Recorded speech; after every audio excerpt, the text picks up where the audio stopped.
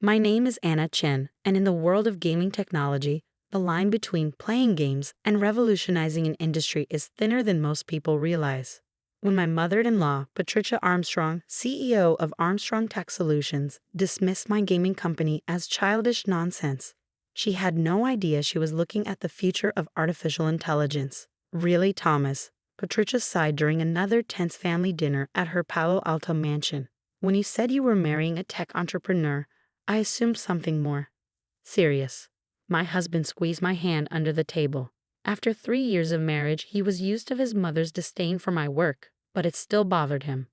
Mom, Anna's company is revolutionizing mobile gaming, he defended. The engagement metrics are incredible. Patricia barely glanced up from her Wagyu steak. Games are for children, dear. Real tech companies solve real problems. If she only knew what my games were really doing. The story began 5 years ago when I was working on my PhD in artificial intelligence at Stanford. While everyone else was focused on traditional machine learning applications, I saw something different. The potential of mobile games to collect unprecedented amounts of human behavioral data. Think about it, I told my thesis advisor. Millions of people making billions of decisions, all generating data about how humans think and solve problems. It's the largest cognitive research study in history. He didn't get it. None of them did. Except Thomas. I met him at a tech conference where I was presenting my research. He was there representing Armstrong Tech, his mother's company. While others saw my gaming platform as trivial, he saw the potential. You're not just making games, he said after my presentation. You're building a human behavior prediction engine. He was right. Every puzzle solved, every strategy chosen, every decision made in my games fed into a sophisticated AI system that learned how humans think. The games were just the interface. The real product was understanding human cognition at scale. We married despite his mother's objections. Patricia had wanted him to marry the daughter of a prominent Silicon Valley CEO, someone who understood serious technology. Instead, he chose the game developer. What Patricia didn't know was that major tech companies had started noticing patterns in my company's patents. The AI algorithms we developed weren't just good at gaming. They could predict human behavior with unprecedented accuracy. Microsoft was the first to reach out. Your behavior prediction engine, their head of AI research said during a secret meeting, could revolutionize everything from user interface design to market prediction.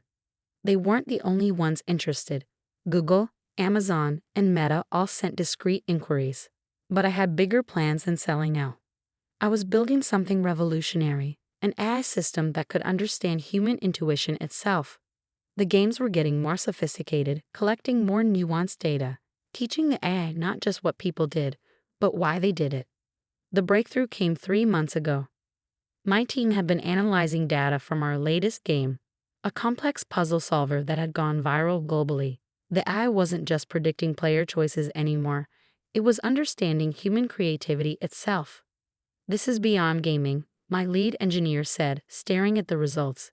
This could change everything about how AI interacts with humans. That's when Microsoft made their official offer, $200 million for just the behavioral prediction engine. Not the games, not the company, just that one piece of technology. I kept the offer secret, knowing what was coming. Patricia had been planning something of her own.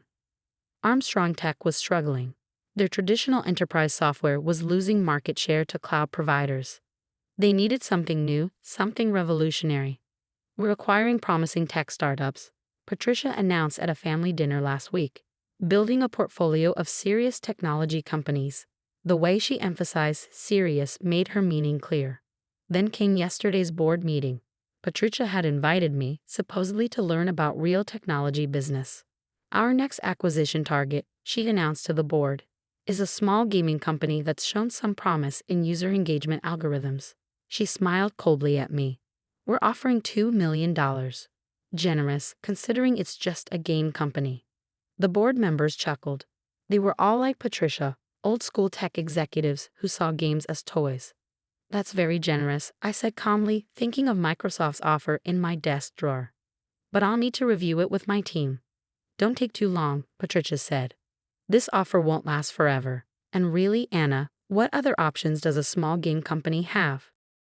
I left the meeting quietly, my laptop clutched to my chest. Inside it was the latest data from our AI system, data that would shake the foundations of artificial intelligence research. Thomas found me in my home office that night, surrounded by patent applications and technical diagrams. "You're not going to take her offer, are you?" he asked. I showed him the Microsoft offer, then the latest AI results. "This is incredible," he whispered, understanding the implications. "Does Mom have any idea what you've really built?" "No," I said, smiling slightly. "But tomorrow she's going to learn the difference between making games and changing the world." I looked at my phone, where emails from other tech giants were piling up. They'd all seen the latest patents. They all understood what Patricia couldn't see, that while she was dismissing me as a toy maker, I'd built something that would transform the entire tech industry. Tomorrow's board meeting would be interesting indeed. The next morning's board meeting started exactly as Patricia had planned. Almost. I arrived early to find Armstrong Tech's boardroom already filled with unexpected faces. Along with the usual board members, representatives from Microsoft, Google, and Meta sat quietly in the observer seats. Thomas had made some calls. Patricia's triumphant smile faltered slightly when she saw them. "What are they doing here?" she whispered to her assistant. "Observing a potential acquisition," I answered, setting up my laptop. "Isn't that what you wanted? To show everyone how serious Armstrong Tech is about expanding into new technologies." She recovered quickly, launching into her prepared speech about Armstrong Tech's vision for consolidating promising startups. The board members nodded along right until I started my presentation. "Before we discuss acquisition offers," I said, standing, "let's talk about what you're actually trying to buy." The screens lit up with our latest data visualization, a real-time map of human decision-making patterns, collected from 50 million players across our gaming network. "This isn't just a gaming company," I continued. "It's the world's largest human behavior research project. Every player, every decision, every solution they discover, it all feeds into an AI system that doesn't just predict behavior, it understands human intuition itself." The Microsoft representative leaned forward. "The behavioral prediction engine, which Microsoft has valued at $200 million, I added casually, watching Patricia's face pale. "Just for that one component. Not the games, not the user base, not the other technologies we developed." The room erupted in whispers. Patricia tried to interrupt, but I wasn't finished.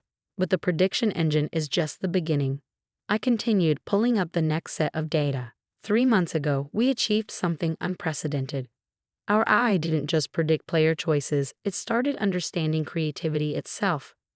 How humans innovate, how they solve problems in ways machines never could. I demonstrated the system's capabilities, showing how it could now generate entirely new game scenarios based on its understanding of human creativity. The tech representatives were practically salivating. "Think beyond games," I said. "This technology could revolutionize everything from drug discovery to climate solution modeling. It doesn't just process data, it thinks like humans think." The Google representative stood up. "We'd like to revise our offer." "As would we," the Meta representative added quickly. Patricia looked like she'd been hit by a digital truck. Her $2 million offer lay forgotten on the table. "This is irregular," she tried. "We had an understanding." "No, Patricia," I cut in quietly. "You had assumptions. About games, about technology, about what constitutes serious innovation.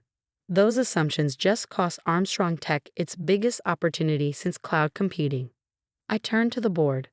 "I'm not interested in selling my company, but I am interested in partnerships, real ones, with companies that understand the value of what we've built." The next 2 hours transformed Armstrong Tech forever. Instead of acquiring my little game company, they ended up negotiating a joint venture partnership, one where my company would lead their AI research division. Microsoft and Google both secured licensing deals for the behavioral prediction engine. Meta launched a research partnership for creative AI development. Patricia sat silently through it all, watching her planned acquisition turn into a complete reorganization of her company's future. When the dust settled, I was named Chief Innovation Officer of the newly formed Armstrong Chen AI Labs. The game maker was now leading the company's most important division. "How long?" Patricia finally asked when everyone else had left. "How long have you been building this?" "Since the beginning," I replied. "Every game, every seemingly simple puzzle, They were all part of something bigger, something you could have seen if you'd looked past your prejudices about gaming. She nodded slowly, decades of assumptions crumbling. Thomas knew, didn't he? He saw it at the very beginning. He understood that innovation doesn't always look serious on the surface. The transformation of Armstrong Tech was dramatic. Our gaming-derived AI technology revolutionized their enterprise software, making it intuitive in ways competitors couldn't match. The stock price tripled within 6 months. More importantly, the company's culture changed. The distinction between serious technology and just games disappeared. Innovation was judged on impact, not appearance. Today, I'm writing this from my new office, formerly Patricia's, with a view of the Silicon Valley hills. On my wall hangs the first tablet I used to code games next to our latest AI Research Awards. Patricia has changed too. Last week, I caught her playing one of our games on her phone. Research, she claimed, but I saw her smile when she solved a particularly tricky puzzle. The gaming division has expanded beyond recognition. We're not just making games anymore, we're building the future of human-AI interaction. Every player who enjoys our games is unknowingly contributing to breakthroughs in artificial intelligence. Thomas loves telling the story at industry events. Everyone saw a game company, he'll say. But my wife saw the future of AI. Sometimes the most serious innovation looks like child's play. Microsoft's original $200 million offer hangs framed in our innovation lab, a reminder that value isn't always obvious to everyone. Next to it is a more recent number, our company's current market cap, approaching $2 billion. The lesson wasn't just about technology or business, it was about perception, about looking past surface judgments to see true potential. Last month, a young developer pitched me a new game idea. The board members, including Patricia, listened intently as she explained how the gameplay would generate data about human problem-solving patterns. It might look simple, the developer said nervously, but the underlying technology could change everything.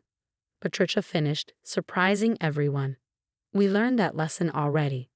Sometimes the best revenge isn't proving people wrong. It's opening their eyes to see what was there all along.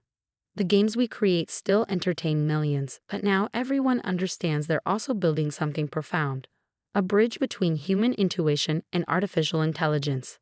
As I watch players around the world enjoy our latest game, each of them unknowingly contributing to the next breakthrough in AI research, I think about that first board meeting, about how quickly assumptions can crumble when confronted with undeniable innovation.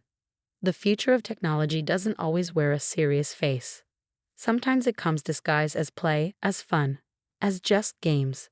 And sometimes the people others dismiss as toy makers are actually building tomorrow's reality, one game at a time.